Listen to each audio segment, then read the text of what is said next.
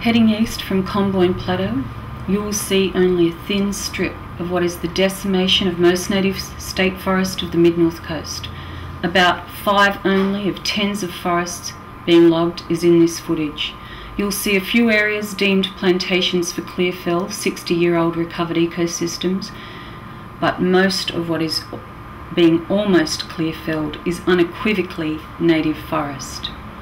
Using what's termed single tree selection instead of a legal 40% of basal wood, usually at least 80 to 99% is taken when single tree selection is deemed heavy. This is taking place because of the corruption of the concept of offsets. You are looking at Lorne and Upsells Creek forest ridges.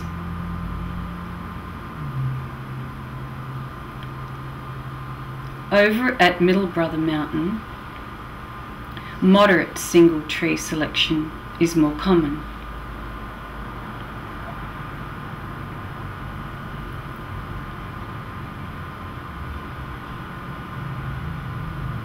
The entire western face is visibly logged at Middle Brother, but more has gone and is going.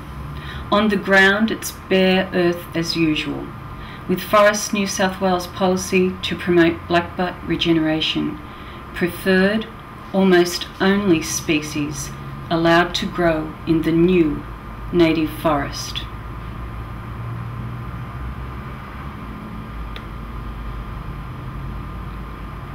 We move to coastal Queens Lake, where again most compartments are moderate with some heavy single tree selection. It's the usual scenario, with blackbutt seed trees only being left standing to spread seed.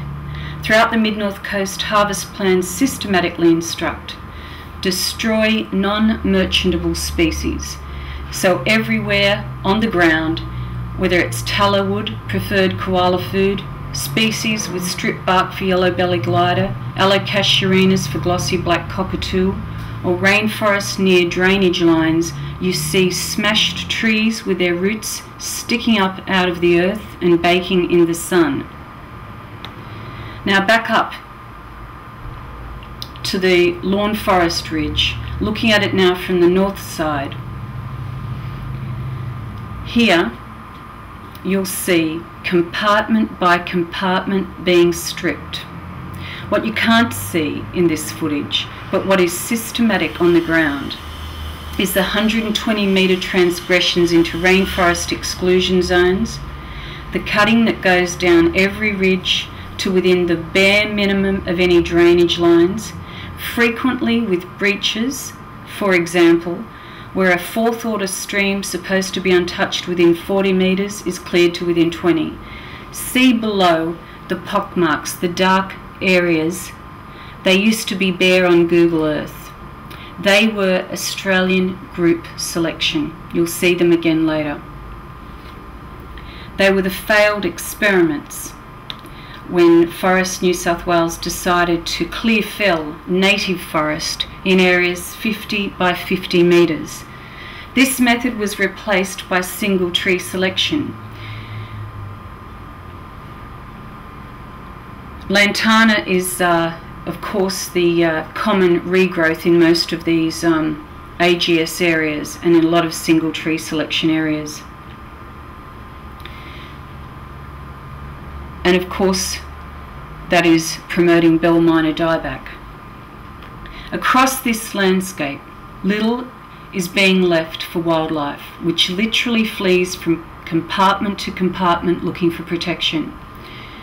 This is an area where a lot of single tree selection is going to join up with areas that were plantations. Look at all the lantana, look at all the weed invasion. What we're going to end up with is a vast pseudo blackbutt plantation across the whole mid-north coast, if not the whole north coast, or maybe from Gosford to the border. Every week here, another ridgeline is decimated. We're losing state forests in entirety fast.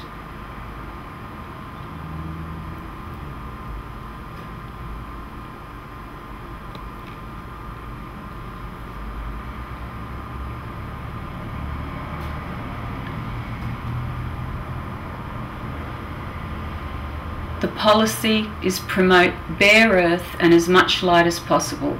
A Boral employee told me from Herons Creek Mill we see below that Boral is a hungry beast and it's running out of food.